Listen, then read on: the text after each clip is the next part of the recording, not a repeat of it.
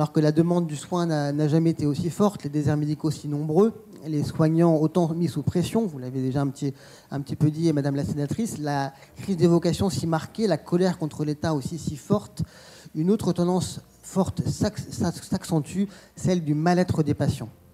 Manque de considération, absence de soutien, dureté des propos, refus de soins, violence obstétricale. Un nombre croissant d'usagers de soins s'insurgent contre le corps médical, dénonçant les maltraitances invisibles dont ils sont victimes. On va en parler déjà dans cette première session avec nos invités. Et je m'adresse directement à vous, docteur Pascal Glaise. Vous êtes chirurgien orthopédiste à Colmar et membre du conseil d'administration de l'Académie nationale de médecine.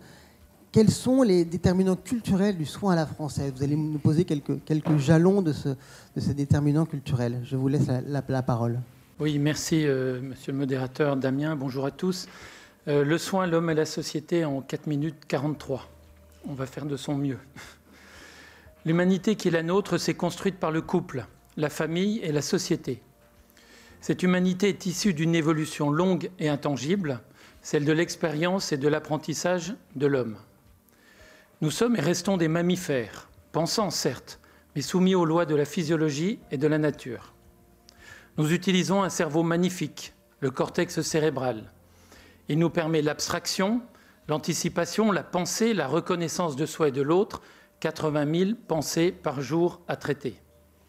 Mais le fondement de notre bien-être, l'essence et le moteur vrai de nos décisions, se fait à un niveau beaucoup plus profond, celui du cerveau paléo-mammiférien. Ce cerveau est celui du ressenti de vie, celui de la souffrance, de la décision, puis de la survie et récompense espérée par la bonne décision et le mouvement. C'est le cerveau de l'émotion, sécurité et bien-être en cas de bonne décision, peur et souffrance en cas de mauvaise décision.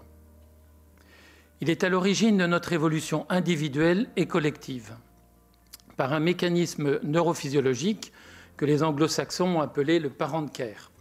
C'est la pulsion de soin qui fait que l'homme se sent bien et en sécurité quand il fait le bien à l'autre et qu'il développe ainsi de nouvelles connexions neuronales qui le font individuellement évoluer. Mais c'est aussi par cela que l'homme souffre par le ressenti et le partage de la douleur de l'autre, parce qu'il active des neurones miroirs qui le font souffrir, et cela d'autant plus qu'il est proche affectivement de celui qui exprime sa souffrance. On n'a pas peur dans les bras de maman, c'est un processus physiologique. Nous sommes tous des soignants. Certains ont des spécificités techniques, médecins, chirurgiens, infirmiers, brancardiers. Mais nous contribuons tous, chaque jour, à la santé de tous nos concitoyens, quelles que soient nos fonctions sociales. Sourire à une grand-mère dans un bus est un acte majeur de santé publique, puisqu'en dessous de 5 stimulations affectives positives par jour, son cortex et son autonomie involueront, ses défenses immunitaires diminueront, et au-delà de 30% de diminution, cela peut suffire à transformer une fragilité en maladie. Dire « je t'aime » à un enfant lui offrira des neurones supplémentaires qui lui permettront d'avoir moins peur, d'être plus tolérant, plus intelligent, plus sophistiqué, plus adapté aux événements, et ainsi la génération suivante sera forcément bien meilleure que la nôtre. La démocratie, c'est aussi un processus physiologique. C'est la confiance dans la communauté. Cela ne se décrète pas. Toute altération du parent care, de tous pour tous, générera un sentiment irrépressible d'injustice et de colère individuelle et collective.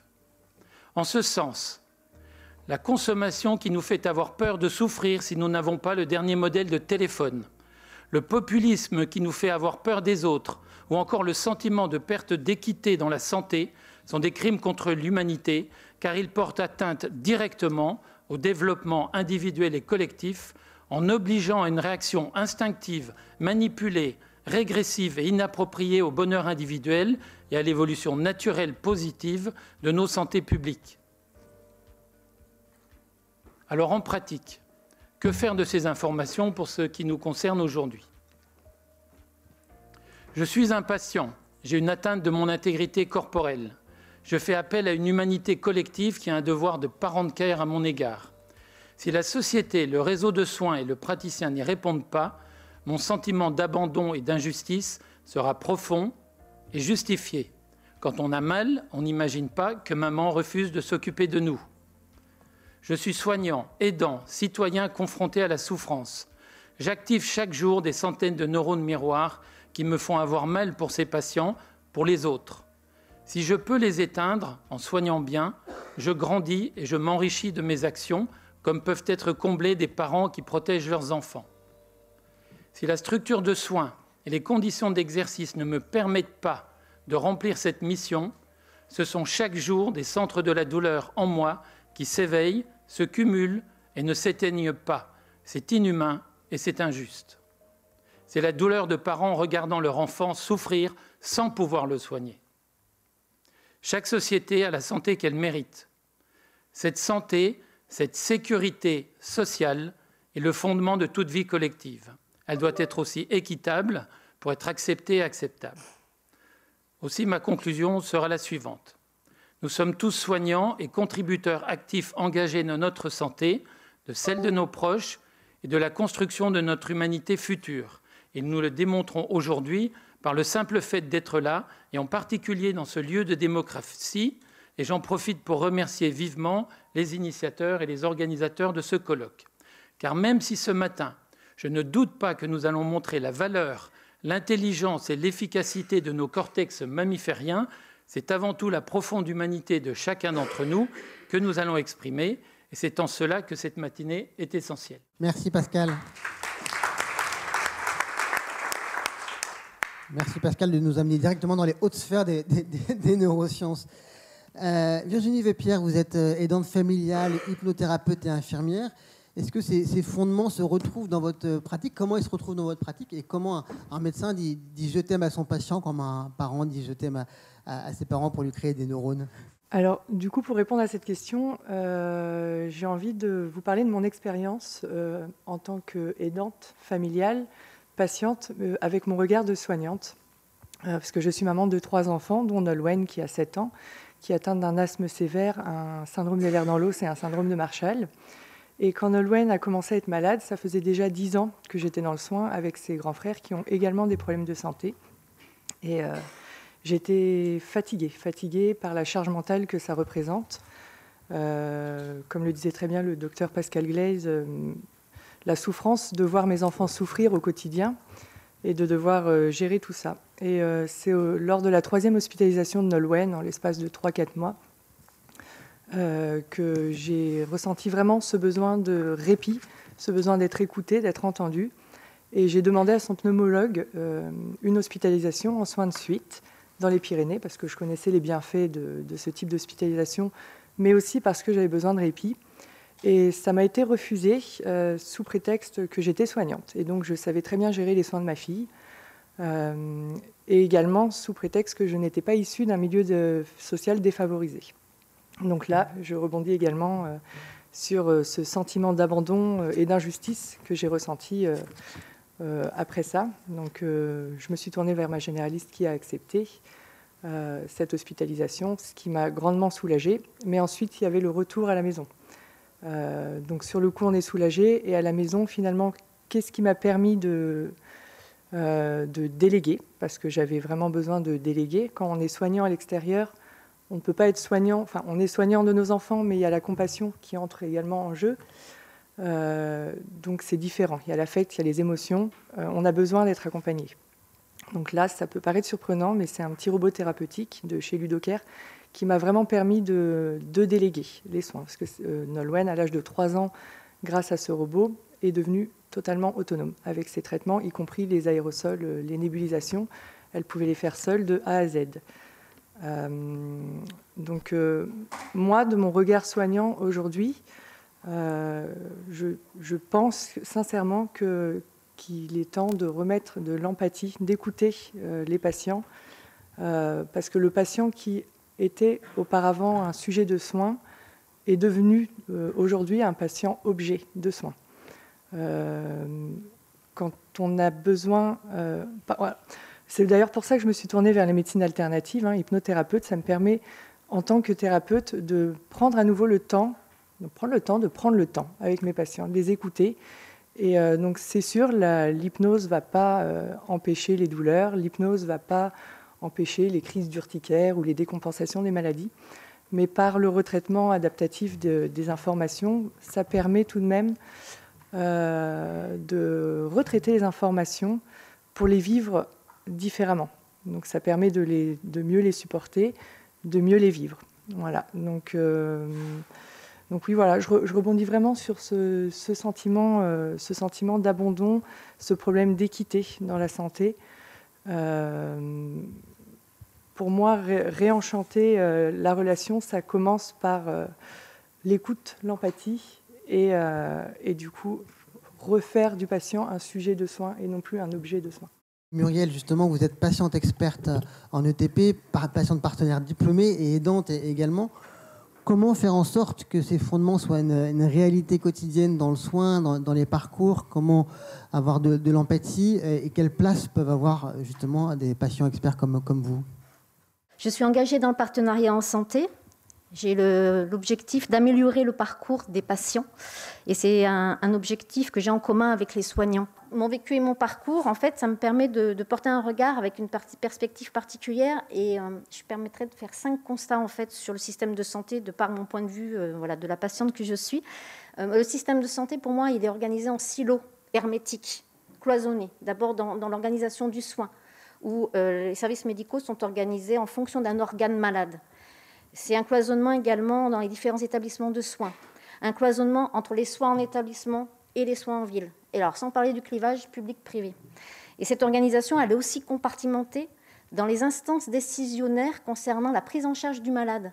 Ces instances, elles sont souveraines dans leurs décisions. C'est-à-dire que les décisions sont souvent illogiques, voire incompatibles. On peut être reconnu en situation de handicap par la MDPH, mais alors pas du tout reconnu en invalidité par la CPAM, et encore moins sur une inaptitude à son poste de travail par la médecine du travail, et vice-versa. Ça crée vraiment des situations complètement abracadabrantes et un véritable sac de nœuds juridico-administratif. Et puis il y a les incohérences, elles sont également dans la politique du handicap, parce que la politique du handicap, elle est basée sur la représentation qu'une personne qui est reconnue en situation de handicap, elle est atteinte d'une déficience qui lui ferme la porte et l'accès à un travail en milieu ordinaire. Du coup, les conditions de ressources pour pouvoir avoir accès à la politique du handicap et aux aides légales et publiques, c'est le niveau de l'allocation adulte handicapé, l'AAH. Aujourd'hui, 971 € par mois. Du coup, ce plafond, il est finalement très bas. Et la plupart du temps, il est dépassé par les personnes qui sont insérées professionnellement, qui travaillent, et qui sont concernées par une maladie chronique et une évolution de cette maladie chronique. Et donc, du coup, cette aberration, c'est une vraie problématique aujourd'hui pour les 20 millions de malades chroniques qui sont de plus en plus nombreux, et la moitié sont concernés par la problématique du maintien dans l'emploi. Le maintien, il dépend de leur capacité de s'adapter à leurs conditions de travail, mais surtout de la chronicité et de l'évolutivité de leur maladie. Et quand leur état de santé rend leur capacité et leur maintien dans l'emploi insupportable, et bien la seule alternative que le système actuel propose, c'est la mise en invalidité. Et cette décision, c'est une triple peine pour un patient. Parce que non seulement elle engendre une iniquité, mais une paupérisation des malades. Parce que pour faire court, et selon le principe en vigueur, le montant de la pension d'invalidité du malade en question, ce sera la moitié de ses revenus professionnels, et il ne cotisera plus pour sa retraite. Un sujet dans du temps. Et certains d'entre eux, ceux qui ont un statut de salarié, qui ont un employeur qui aura souscrit une prévoyance, pourra percevoir pour une période plus ou moins longue, et selon certaines garanties et certains contrats, pour avoir un complément de revenus. Mais c'est vraiment sous certaines conditions, et ça dépend du contrat, de quel employeur a souscrit, dans quelle compagnie, etc.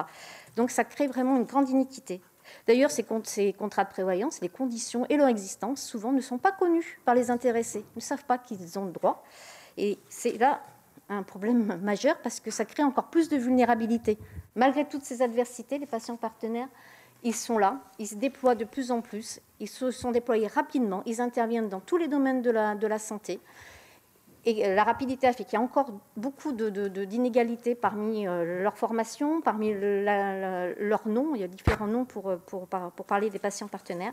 Et il y a des représentants des usagers qui existent légalement. Il y a les intervenants en ETP qui existent aussi légalement. Des lois portent ces intervenants-là. mais il n'y a pas de statut légal pour les patients partenaires. Et pour autant, sur le plan national, il y a des structures qui existent. Il y a les CPTS, les MSP, on en parle beaucoup aussi actuellement. Il y a 15 000 associations de patients sur le terrain. Il y a un maillage énorme pour pouvoir parler de la complémentarité entre l'intervention des patients partenaires et les soignants, parce que c'est ensemble. Vous parliez tout à l'heure effectivement de cette humanité collective, et moi j'y crois vraiment, c'est mon quotidien, que de travailler aux côtés des soignants pour améliorer le parcours des autres patients. Donc c'est possible, mais nous les patients partenaires, on est avant tout des patients, et on a vraiment besoin d'être aussi protégés, parce que sinon c'est un engagement qui va s'essouffler, voire complètement s'arrêter. Joël Moret-Bailly, vous êtes professeur de droit privé et sciences criminelles, avocat spécialisé en droit de la santé. Justement, pas de cadre légal pour l'instant pour ces patients partenaires. Peut-être que vous avez un petit mot là-dessus avant de nous parler de justement, avec ces constats qui sont un petit peu durs, comment les droits des patients évoluent depuis la loi de 2002. Le mot que je peux avoir là-dessus très rapidement, il est nuancé, c'est-à-dire avoir une loi, pourquoi pas, mais laquelle, et elle peut être très décevante. Donc avoir une loi n'est pas une panacée, un objectif en soi. Deuxièmement, quand il n'y a pas de loi, on a une grande liberté contractuelle, donc il faut être vraiment certain du contenu de la loi avant de la réclamer. En général, on associe assez peu le droit à l'enchantement du monde, quoique, si vous regardez le fonctionnement d'un tribunal, on n'est pas loin de la magie et d'une réunion de druides, donc il faudrait un peu explorer ça. Votre barbe n'est pas assez longue. Oui, vous avez raison, mais je me suis rasé hier, c'est pour ça, non. Parce que sinon je ressemblais à Gandalf, effectivement. La première version de la table ronde renvoyait à un mot qui a été prononcé d'ailleurs dans la locution introductive, qui était le mot de confiance. Et je vais plutôt vous parler là-dessus, parce que ce dont le droit s'est occupé depuis 2 siècles, à propos de la relation professionnelle-patient, c'est essentiellement 2 questions de confiance, avec 2 modèles. Un modèle qui perdure toujours, le modèle déontologique, et un modèle qui s'est ajouté, le modèle des droits des patients, parce qu'on avait rencontré les limites du modèle déontologique, c'est ce dont je vais vous parler. Alors, déontologie, c'est relativement ancien, ça date de la fin du 19e siècle, peut-être le milieu du 19e siècle, ça a été inventé par les juristes au début du 19e, et ça a été résumé, ça a été dit tout à l'heure déjà, par une formule du docteur Louis Porte, qui était la rencontre d'une confiance et d'une conscience. Avec un contexte qu'il faut souligner, qui était qu'on était vraiment dans une logique dans laquelle le patient venait se remettre en confiance entre les mains du médecin qui décidait, qui était en situation de pouvoir, pour utiliser de gros mots. Situation de pouvoir, ça amène le modèle déontologique. Le professionnel sait, et les sociologues nous apprennent qu'on est sur le modèle de la profession libérale, on remet des intérêts importants entre les mains d'un professionnel qui est compétent, compétence non partagée, qui est donc en situation de pouvoir. Et comment est-ce qu'on fait pour réguler la situation ? Eh bien, on fait peser des devoirs sur le professionnel. Donc la déontologie, c'est fait pour que le professionnel lui-même exerce un contre-pouvoir sur la possibilité qu'il aurait d'abuser de sa position de savoir. Ça, c'est un premier modèle qui a connu ses limites. Je vais très très vite, beaucoup trop vite. C'est un modèle qui a connu ses limites, notamment à partir des années 50-60, d'abord dans les pays anglo-saxons et notamment aux États-Unis, avec le mouvement de développement des droits des patients. Puisqu'un certain nombre de patients et d'organisations de patients ont revendiqué le fait que des professionnels pouvaient mal faire leur travail de professionnel d'un point de vue déontologique, c'est-à-dire mal prendre en charge les patients, du point de vue notamment de leur information ou du consentement. Il y avait un article dans le Code de déontologie médicale jusqu'en 2002, il a été implicitement abrogé à ce moment-là, qui disait en gros qu'en ce qui concerne un pronostic ou un diagnostic grave, le professionnel appréciait en conscience s'il informait le patient. Donc le professionnel avait le pouvoir sur l'information et une grande partie de la loi du 4 mars 2002 sur les droits du patient était dirigée contre cette organisation en disant il ne faut plus que le professionnel décide, il faut que le patient décide. Il n'y a pas 36 solutions, on a un colloque singulier effectivement, c'est soit l'un, soit l'autre qui décide, avec la possibilité bien évidemment pour le patient aujourd'hui de dire « je renonce à mon droit à l'information parce que je n'ai pas envie de savoir ». Ça, c'est une possibilité. Dans ce cadre-là, encore une fois, la question ici était qui décide, mais qui décide, ça ne répond pas à toutes les questions. Qui décide, c'est une question de pouvoir, sauf que ça ne nous dit pas comment. La seule chose que nous dit la loi aujourd'hui, c'est que l'information du patient, qui est évidemment centrale pour obtenir ensuite un consentement, l'information du patient, elle est donnée dans le cadre d'un entretien individuel. Ça, c'est ce que dit la loi. Et puis pour le reste, on ne dit plus rien. Et en quelque sorte, c'est rassurant. Parce qu'on ne dit plus rien, ça veut dire qu'on laisse la place à l'imagination des acteurs sociaux. Que vont demander les patients? Que vont inventer les professionnels pour informer? On sait parfaitement que la loi du 4 mars 2002, elle a été notamment prise alors qu'il y avait 2 domaines dans lesquels il y avait eu un travail très important sur le consentement et l'information. C'était le sida à l'époque et c'était l'oncologie, où on avait une gestion de l'information tout à fait particulière. Et ben aujourd'hui, je pense que quelques années plus tard, une génération plus tard, après la loi du 4 mars 2002, et il faut peut-être 1 ou 2 générations pour qu'une loi s'incarne complètement dans le corps social, peut-être que nous sommes aujourd'hui au bon moment pour enfin arriver à une gestion de l'information, de la prise en charge des droits des patients qui soit intégrée par les professionnels, évidemment en collaboration avec les 10 patients. Je vous remercie. En 20 ans, l'organisation des soins, le numérique, l'ambulatoire, beaucoup de choses ont changé. Est-ce qu'il ne faudrait pas une nouvelle loi aussi? Pas forcément. Pas forcément. Il y a 2 types de lois. Il y a des lois au sens extrêmement classique du terme, on va dire l'héritage révolutionnaire et post-révolutionnaire, ce qu'on pourrait appeler un droit classique, où l'idée c'est d'avoir le moins de mots possible avec le plus de richesse et d'initiatives possibles pour les acteurs sociaux. Et puis il y a un droit qu'on pourrait rapidement qualifier, sans aucun caractère péjoratif, de bureaucratique, où on veut tout prévoir à l'avance, où on veut tout organiser et qui tue l'initiative. Et où on va vous dire, il me faut une liste finie de choses que vous avez le droit de faire, et non pas dire, vous avez la liberté de faire ce que vous voulez, et on espère bien que les citoyens vont être capables eux-mêmes de produire des choses pertinentes, avec des limites, pour éviter les dérives, pour éviter les abus. Mais voilà, il y a 2 types de droits, donc une nouvelle loi, je ne sais pas. La loi du 4 mars 2002 sur l'information du patient, elle est passée de 4 alinéas en 2002 à une vingtaine aujourd'hui. Ça fait 1 page et demie aujourd'hui, avec un article avec 5 chiffres romains, 3 alinéas à chaque fois. Je suis juriste professionnel, je ne comprends pas tout. J'imagine le patient et le professionnel. Donc je ne suis pas sûr qu'il faille une nouvelle loi. Vous êtes d'accord, Madame Desroches? Je suis d'accord sur un point, c'est que les lois que l'on fait, elles sont beaucoup trop bavardes. Ça passe à l'Assemblée nationale, on se retrouve avec une quantité. Au Sénat, on en rajoute parfois quelques-uns. Mais par exemple, un exemple très clair, nous, au Sénat, on refuse totalement les articles qui demandent des rapports au gouvernement. Ça encombre les textes et en plus, on ne les a jamais, ces rapports. Donc, nous, c'est systématique. On supprime tous les articles qui demandent des rapports. Quand on veut examiner un sujet, on fait une mission d'information nous-mêmes et on n'attend pas un rapport qui n'arrivera jamais. Donc ça, je partage tout à fait. Et en effet, avant de vouloir faire de nouvelles lois, il faut déjà appliquer celles qui existent. Parfois, on nous fait remettre dans des... On a des collègues qui mettent des amendements disant on remet, mais on leur dit mais non, c'est pas la peine, ça existe déjà dans la loi. Oui, mais ça ne marche pas. Bah, si ça ne marche pas, c'est pas de leur écrire qui va changer le schmilblick, parce que c'est mon expression. Il suffit de voir pourquoi la loi n'est pas appliquée. Mais ça, je partage tout à fait ce que vous dites. On parle de dysfonctionnement du système de santé qui s'accroît. À votre avis, pourquoi et surtout comment renverser un peu la vapeur, chacun de votre point de vue, en complément peut-être de ce que vous avez déjà énoncé? De mon point de vue, j'ai le sentiment que la technologie du soin a changé énormément. En tant que chirurgien, on est passé en 25 ans de surtout pas les petits hôpitaux dangereux, tout le monde au grand centre, avec des chirurgies lourdes, des hospitalisations longues. On est maintenant à 90% d'ambulatoires qui peuvent être très bien gérés par des équipes mobiles dans des petits centres périphériques.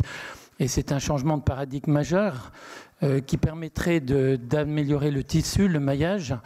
Et on voit chaque jour des difficultés majeures des gros centres qui ne peuvent pas prendre en charge les éléments organisationnels de ces nouveaux types de chirurgie. Donc j'ai le sentiment qu'il y a 30 ans de décalage entre la compréhension de la réalité soignante du terrain et les organisateurs de santé. J'en veux pour preuve dans ma petite ville de Saint-Louis, 100 000 habitants, dernier plateau technique de chirurgie fermé, plus d'urgence, plus de praticiens, les cabinets libéraux se ferment puisque sans praticiens, les généralistes, sans spécialistes, les généralistes ne s'installent pas. Et donc vous avez une plateforme citoyenne qui est en train de colliger toutes les semaines l'infarctus du grand-père, la crise grand mal dans le cabinet du généraliste. C'est un dysfonctionnement majeur fait par des gens de très bonne volonté mais qui n'ont pas compris que la technique médicale a évolué et qu'il faut faire évoluer avec le maillage social de soins. Merci Dr Waterloo de nous avoir rejoints. Vous êtes président de la fondation Fondapro. Comment œuvrez-vous justement à promouvoir la sécurité du patient à prévenir le risque médical, qui est un des éléments qui est dans le côté de réenchanter le soin dont on parle depuis le début de cette session. Fondapro, qui a été créé en fait par un groupe de médecins et un assureur spécialisé en santé. Le cabinet branché est une fondation sous l'égide de la Fondation de France et dont le rôle, si vous voulez, c'est d'essayer d'améliorer la sécurité du patient par des outils, on va dire, un petit peu atypiques au départ. Par exemple, ce qu'on développe aujourd'hui, c'est un guide conversationnel qui s'appelle « Qu'est-ce qui vous importe ?» Ça vient des États-Unis, ça s'appelle « What's Matter to You » là-bas.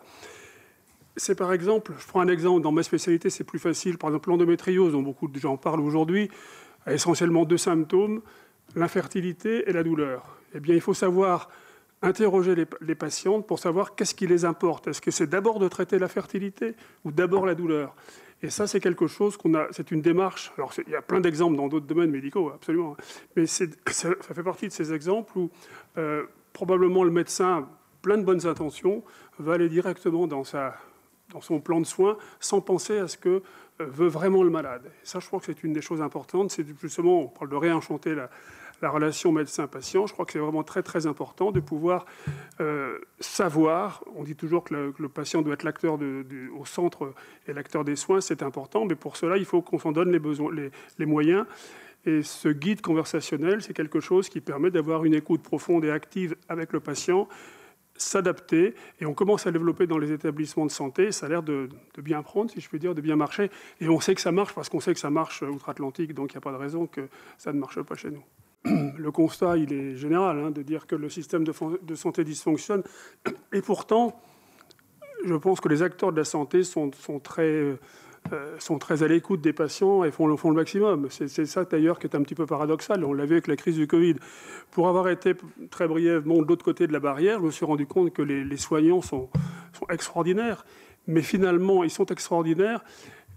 Mais quand on est le patient, on se rend compte qu'il y a une espèce de dichotomie entre ce que le patient voudrait et puis cette espèce de plan de soins très, très normé, très sécurisé aussi, ce qui est important. On veut la sécurité.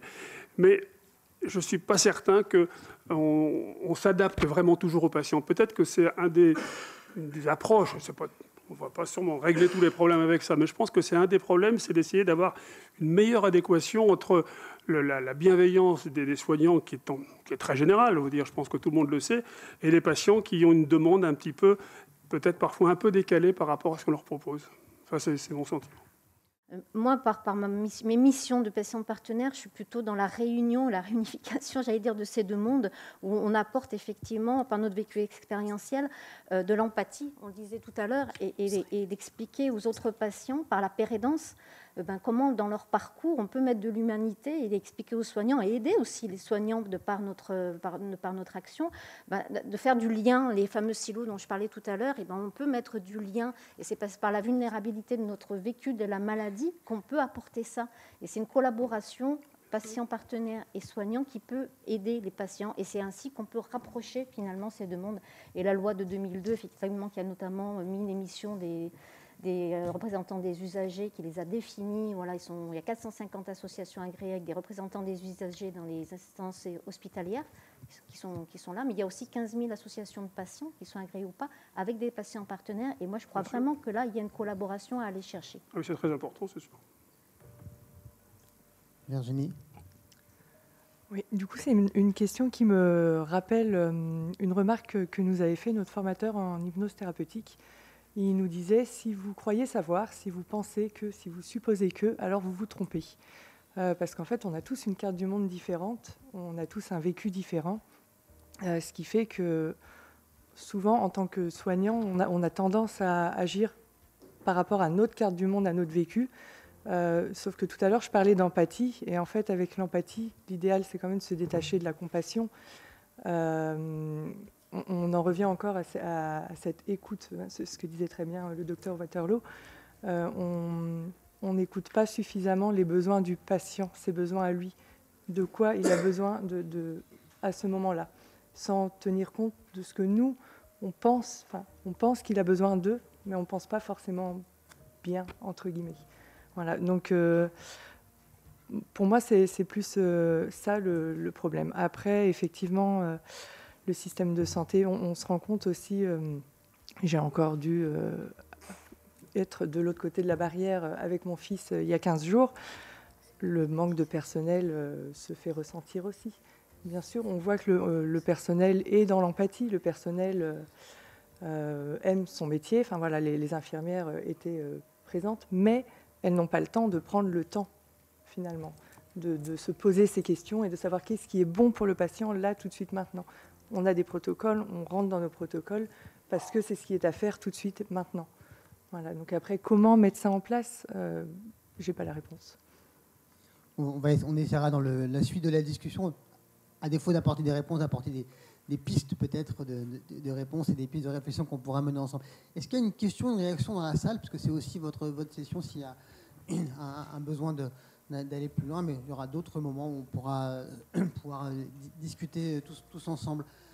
Est-ce que vous avez l'un ou l'autre un mot, vous voulez ajouter un mot de conclusion sur cette première table ronde? Mais moi, parce qu'on ne m'a pas donné la parole à l'égal des autres pour dire ce que je pensais de ce dysfonctionnement du système de santé. Alors, dysfonctionnement d'abord, regard un petit peu rétrospectif sur l'organisation des professions. Depuis 2 siècles, on dit que ça dysfonctionne et que c'était mieux avant. Donc déjà, ça c'est une chose. Et quand on ne le dit pas et qu'il y a un âge d'or, d'un point de vue rétrospectif, on va le dire, les droits des patients par exemple, rétrospectivement on dit mais en fait avant ça ne marchait pas du tout, on ne s'en rendait pas compte. Donc ça c'est pour une petite mise en perspective. Et puis de mon point de vue, il y a ce qu'on pourrait améliorer, c'est une reprofessionnalisation de la relation. J'entends par là le fait que les professionnels s'occupent réellement de leurs patients, avec notamment le fait qu'on regagne du temps professionnel, et qu'on évite d'occuper les professionnels à autre chose que ce qu'ils savent faire et ce qu'ils aiment faire. Voilà, ça c'est un premier élément, mais je renforce un petit peu une porte ouverte. Et puis, je pense qu'il y a aussi, du point de vue des professionnels, un certain nombre de choses à interroger. Par exemple, la disparition des gardes médicales est un véritable problème qui nous éloigne du modèle de la profession libérale au sens du professionnel dévoué. En tant qu'avocat, quand on est convoqué pour assister quelqu'un en garde à vue, c'est 2h du matin, on y va, point final, et on ne discute pas. Voilà. C'est peut-être une chose qu'il faut repenser. Merci. Est-ce qu'il y a d'autres questions, notamment du public? Allez-y. Et n'hésitez pas à vous présenter avant de prendre la parole, s'il vous plaît. Oui, Philippe Ozimour. Je voulais une question à Madame la Présidente. Il ne faut pas une loi pour les aidants, parce qu'une des façons d'améliorer le sort du personnel dans les cliniques ou les hôpitaux, c'est d'avoir des aidants mieux formés. Je ne pense pas que vous me contredisiez. Il ne faut pas une loi pour eux, au moins? Alors, il y a déjà eu des propositions de loi sur les aidants et dans les textes que l'on examine, on rajoute souvent des prises en compte des aidants. Ça a été, alors je vais citer une loi qui a fait beaucoup parler d'elle, c'est la loi sur les retraites, mais il y a eu un point particulier de valorisation de carrière pour les aidants.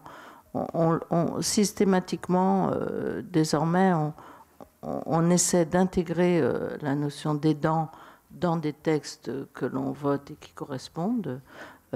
Et le Sénat a créé récemment un groupe d'études consacré au handicap. C'est une demande du président Larcher et qui est présidé par mon collègue Philippe Mouillet, qui est vice-président de la commission. L'idée étant d'avoir et c'est un groupe qui a tout de suite eu beaucoup de sénateurs inscrits, plus de 80. L'idée est d'avoir dans chaque commission un référent handicap qui, lorsque des textes se prêtent au sujet, la notion de handicap doit être prise en compte dans les textes. Et bien évidemment, dès qu'on parle handicap, on vient rapidement sur la notion des aidants, qui ne sont pas forcément des aidants que de personnes en situation de handicap, mais c'est quand même ce soutien indispensable que l'on a auprès des... Quand on parle vieillissement, bien évidemment, on parle aidants. Lorsqu'on parle cancer, on parle aidants. Tout le temps. Donc, il y a eu quand même des avancées. Pas une loi vraiment spécifique, même s'il y a eu des propositions de loi qui étaient strictement ciblées dessus, mais on essaie à chaque fois d'apporter des améliorations.